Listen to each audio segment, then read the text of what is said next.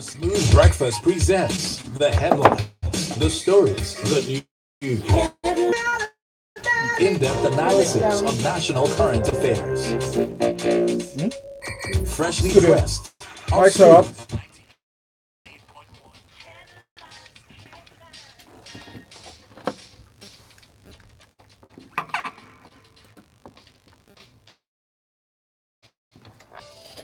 It is 7:30 Lagos, and you're listening to Smooth 98.1 FM Lagos. And you're inside the Smooth Breakfast with Folu and myself, Valentine. Time for us to go through the papers this morning for the stories and detailed analysis as shared with us by Nwaji. Nwaji, good morning. Thanks for coming. Good morning, Lagos. He's the corporate MC on Twitter. And again, I think we finally got things working. Good morning, Lagos. Hey, there you go. Where's the voice?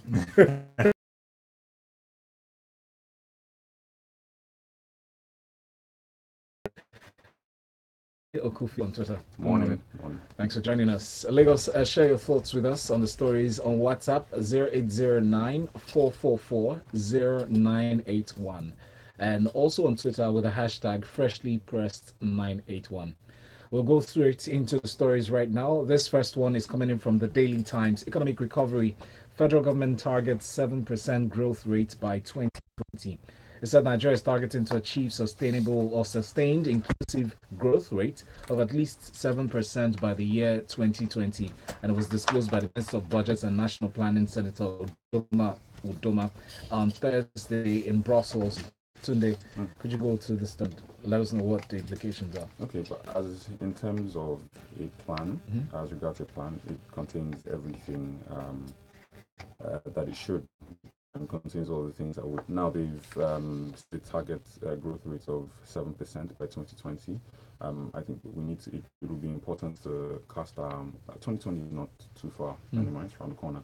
It's important to cast our minds back to the Vision 2020 document and policy that we had formulated over a decade ago, and see how much of the things that are contained in that roadmap had we ticked off.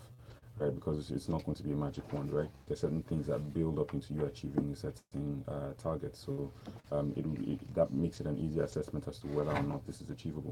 Now, we don't also, looking at 7%, it's not like we really have much of a choice. If we grow at less than 5%, we're in trouble, because data shows that our population is growing at about 5%, right? So, simple economics, you need to earn more than you spend or consume, or else you're in trouble.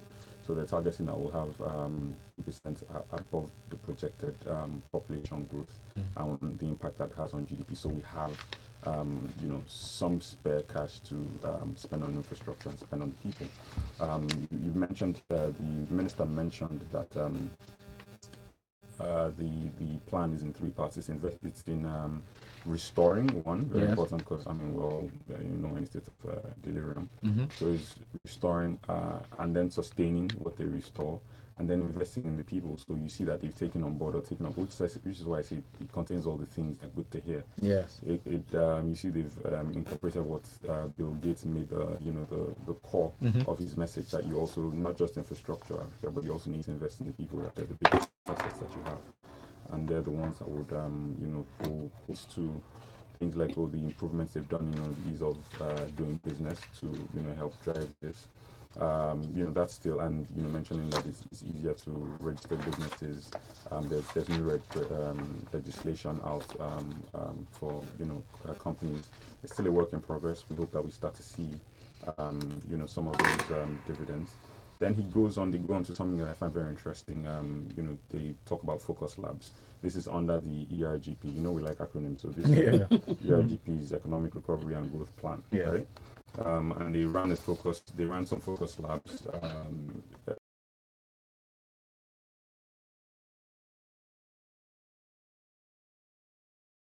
Investment, which is thing that people do, with 10.9 billion of those investments categorized as mostly ready to go. So that probably forms like a ready pool of ideas and investments that can go into helping grow the economy. As we all know, there's a lot of potential.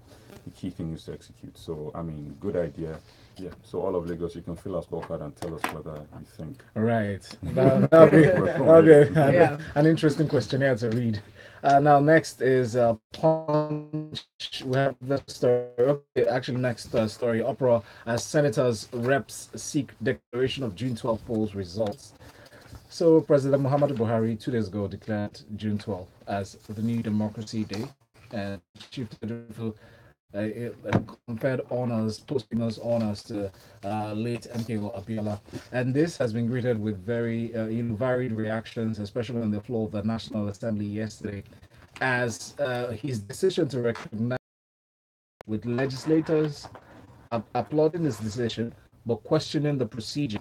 Waji, what do you think of this story? I mean, this the headways. It's important that in terms of just understanding and for national closure and things of that nature, that maybe the results come out and then we can now see if indeed he was winner of the elections. What that would do, who knows? But at the same time, it's just important to and the intention behind what was done. This was an individual who was purportedly going to be the winner of this election based on projections or whatever the case may be, even though we don't have the exit polls. I mean, exit polls showed, but once again, the electoral body had not declared the Exactly. results.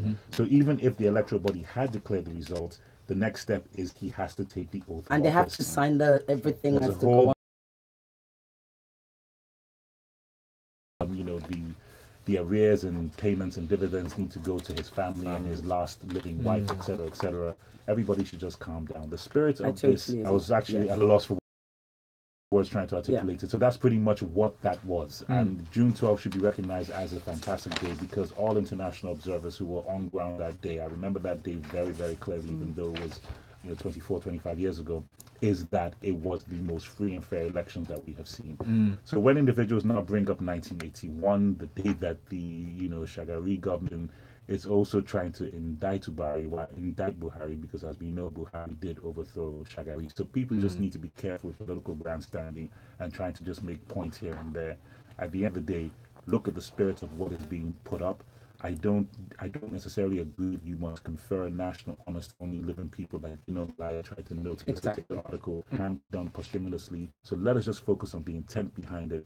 With regards to the legality and all those other things, the constitutional lawyers should weigh in because I think the Constitution is quite clear with regards to what those procedures are. Thank you very much. Just to mention very quickly, just to say something, that we should also be cognizant of. The family have responded, Yes. And they've responded overwhelmingly positively to it. Exactly. But they also made a note, especially one of his daughters, that for the people who are calling, Hafsat response. She asked for democracy. For the people who are responding and saying, well, let's look at the legality of doing this. She's saying, well, if you're going to do that, since you mentioned closure, let's talk about all the other circumstances that resulted in his death. So don't capture for one thing, but make sure there's justice across board for the entire area. And big shout out to Hafsat because she has been. I met Hafsat in 1998 in Washington D.C. and she has been on this matter for 20 solid years. She's currently in Abuja working with the state government there, and she's an absolutely amazing stalwart democracy fighter, and kudos to her. And I hope that this brings some peace to her and her family. Very quickly, what you were saying about that we mustn't get carried away about going back and paying him all the supposed salaries, lost salaries. That's really important. I think that's what we need to focus on. You can give the posthumous, we all agree to it. I think there's nobody that will disagree to that, but let's not get carried away. Or at least let it just be clear. No, you don't need to. We don't have time because we've only done 2 stories and almost halfway through our time this morning. Punch newspaper has story next. Polls reshuffle. National Assembly passes bill, removes controversial clauses. So the grey areas that President Muhammadu Buhari wasn't very comfortable with were removed. Those areas really have been actually struck out of the Electoral Act Amendment Bill that is being referred to. The Senate yesterday passed the Independent National Electoral Commission Act Amendment Bill without the clause that seeks to reshuffle the order of polls in the general election. Tunde. Yeah, so, I mean, what should we say? Let's say the pressure campaign has paid off, right? It has. It obviously seems it has. And in this session, there's not much to note there. In this session, I was overseen by Ekure Madu, the Deputy Senate President. Note Senate President, not the President, for whatever reason. He mentions that, look, we've in the earlier versions, there are parts that it seemed the President, or it was obvious that the Executive and the President wasn't happy with, and they've had to revise and agree to take them out. So he was asking his colleagues not to oppose the bill in its current version without the reshuffle of the polls or the order of election, saying that it is important now to save the other aspects. So he's positioned this as this is compromise. We've negotiated and we've taken out what the other side doesn't want, but we've retained some important things, which is okay. I mean, negotiation is an essential ingredient aspect to not just to politics and life in general. But what I would like to know is what are these other aspects that they've saved that are of weight. One. Quickly, the next story from Punch, Osinbajo's helicopter makes emergency landing in Abuja. So the helicopter that brought Vice President Yemi Osinbajo back to the Nigerian Customs Command and Staff College in Gwagwalada in Abuja could not take him back to the villa, as it was said to have made a forced landing about 30 seconds after takeoff. That was the story. It got him there. Couldn't get him back. He had to go back to the office by road. They said it's technical reasons. We don't know any more than that. We're happy that it's safe. End of story. Thank you. Moving on now. Well, that was brief. Yeah. I like to keep it brief. We love it. All right, let's carry on.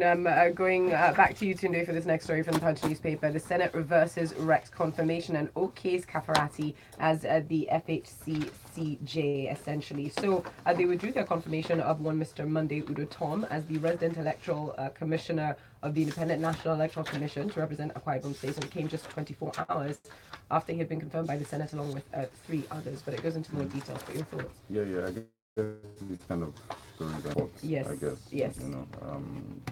Personally, that I'd like our media to sort of focus on more things that have of significant national importance around moving us forward, things that they're doing to improve the nation, and not just reportage on internal, well, not internal, but like administrative things. That indications are bound, though. This is just an extra indication that guys who are sitting there are really not focused on what it is that they should be focused on.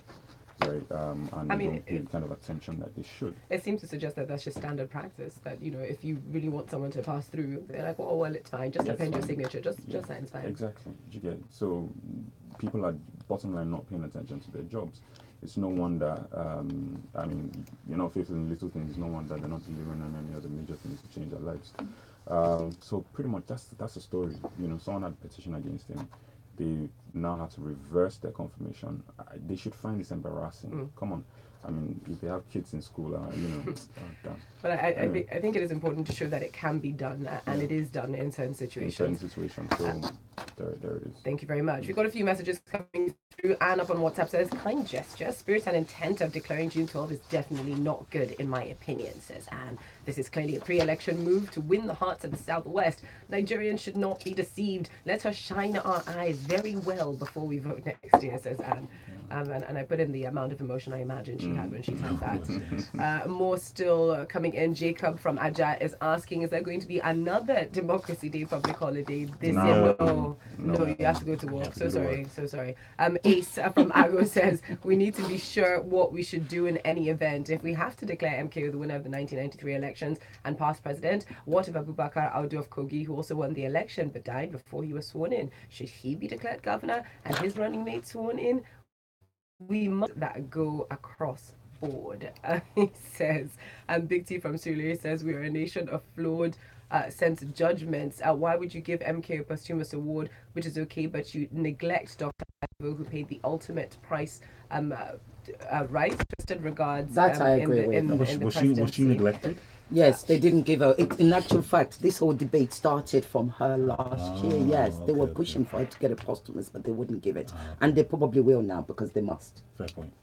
Okay, we carry on. Let's talk about something that it should concern the general public, especially people who are interested in the World Cup. From the Daily Times, the federal government mandates NAPTIP to screen contingents, wanting to be proactive, have said, listen, that the National Agency for the Prohibition of Trafficking in Persons should carry out a comprehensive screening of all members of the Nigerian contingent to the World Cup in Russia.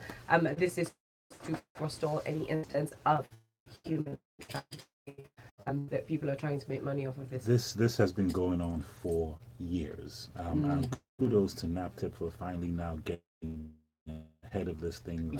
I have personal experiences where I've seen Olympics in Atlanta, Georgia. I happened to be living in Atlanta at the same time, and we were hosting the Nigerian Olympic team. And of course, a delegation of about maybe 30, 40 people showed up to our home at that point. Only 3 of them were athletes. The rest were officials. Some of them couldn't even read anything else. So these individuals are probably still in Atlanta till this day. Wow. So this is a real situation. That was their freedom day. That was freedom day. That's the day. Okay. But bottom line, this is a real issue, Yeah. especially when you now begin to link it to training. This is fantastic, especially in line with all the issues that have happened with Libya, et cetera, et cetera.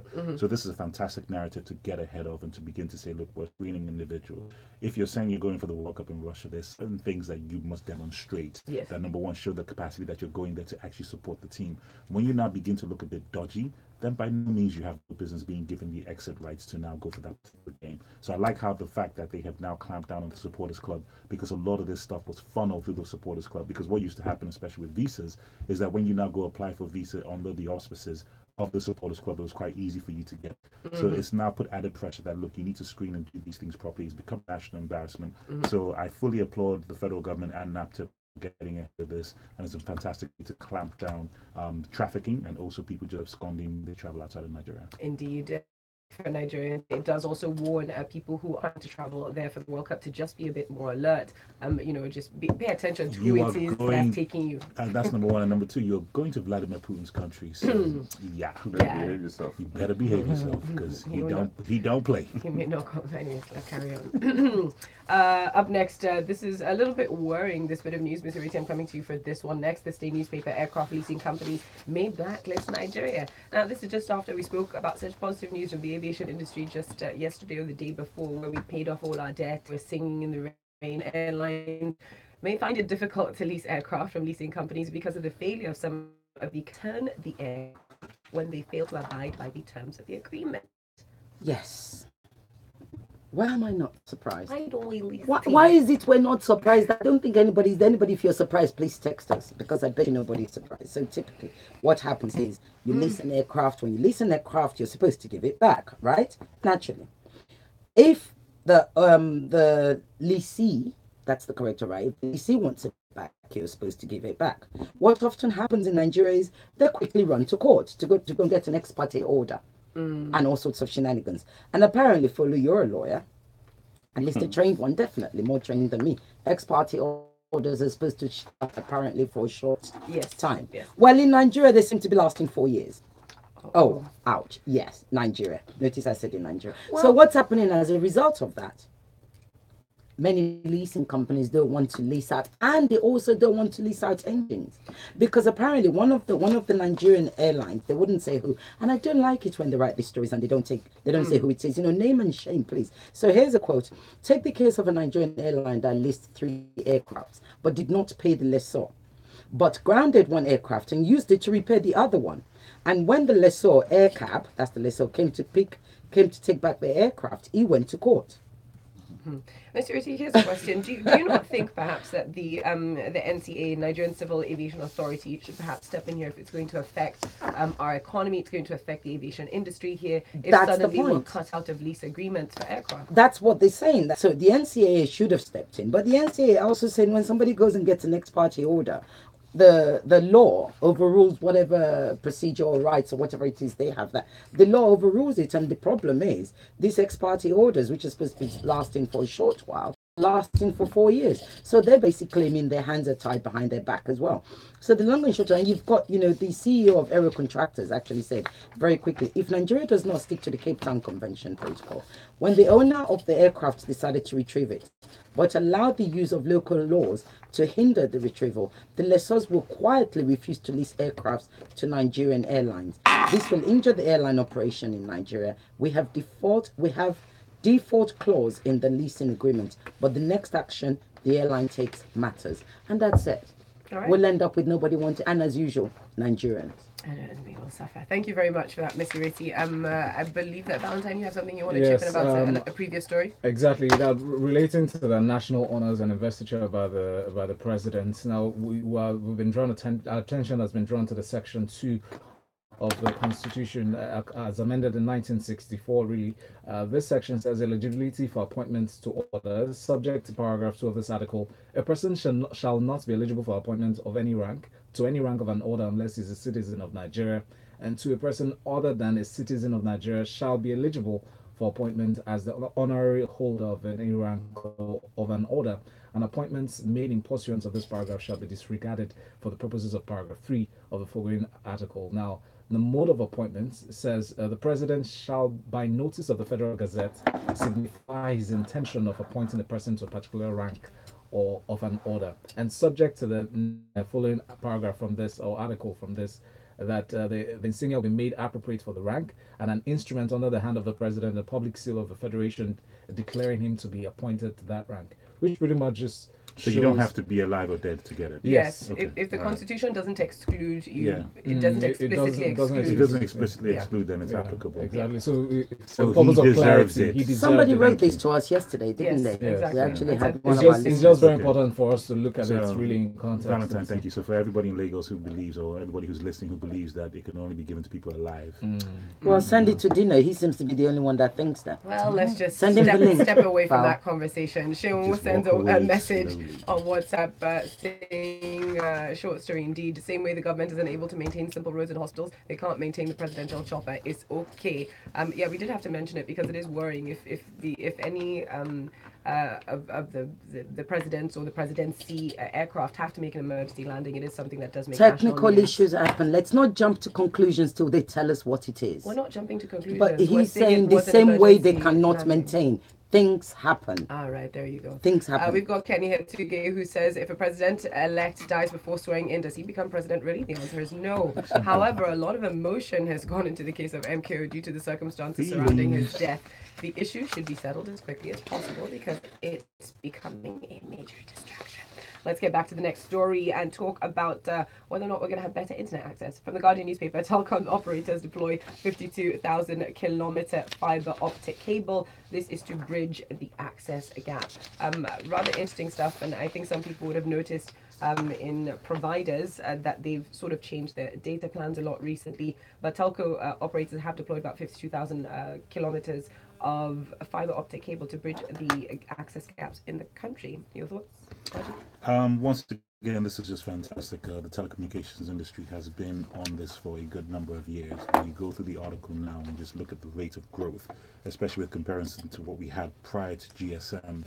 You know, NITO had 40 years and they gave us 400,000 lines. GSM has had 17 years and they've given us 150 And dreadful million, quality. 150 million users. So basically, it's a welcome, aspect for them to continue to grow. The 52,000 kilometer fiber optic cable would definitely bridge that access gap.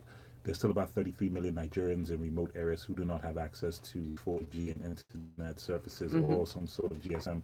So this would definitely take care of that. We have major fiber optic cables internationally that link us globally as well. So it's something to be proud of that we have that level of connectivity. So if they're ready to invest in this particular component to bridge that gap, then by all means continue to do it. It's very welcome. There's something that is important. It's the Internet of Things. It's the Internet of the future. And it's where Nigeria needs to play heavily.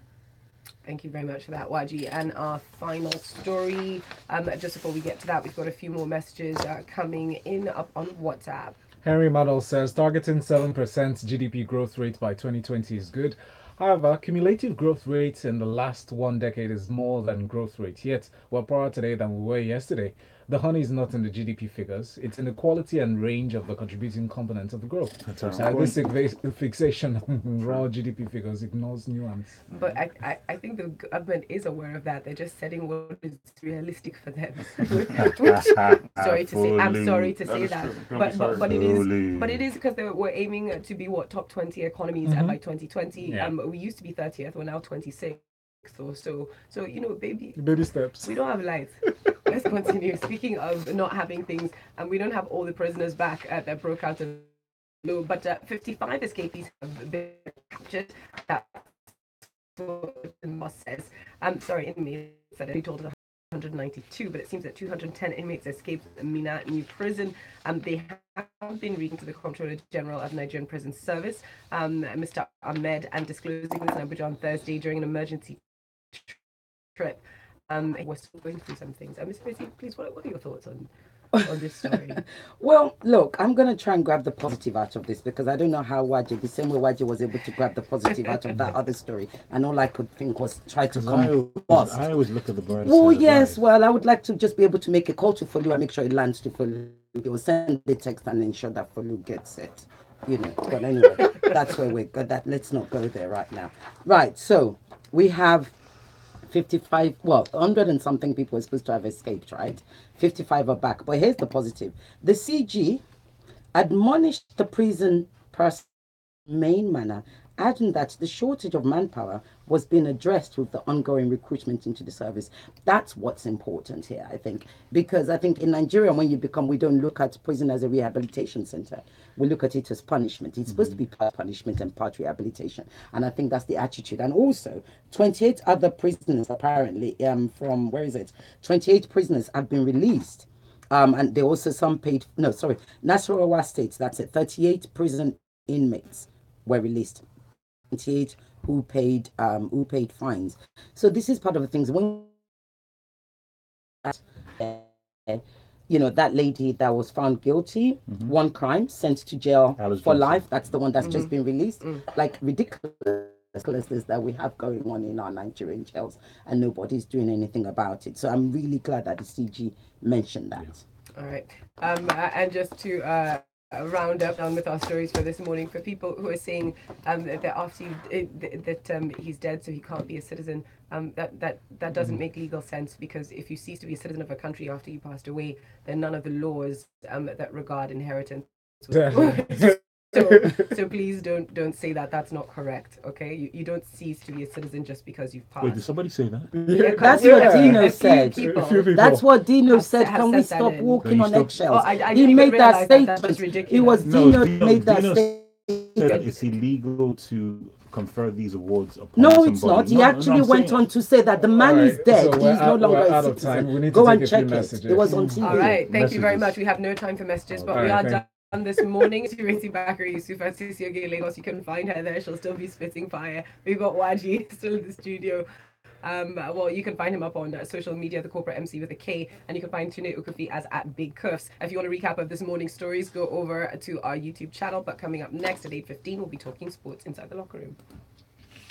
The headline. No, he was on TV. He actually said so. He said the man is dead. He can't be a citizen of the country like this. I don't know where. We all know. He said that. We all know that Dino is meant to be. He's insane. He said that. Everybody kept saying. People now started saying. So, are you telling me I stopped being a citizen when I die?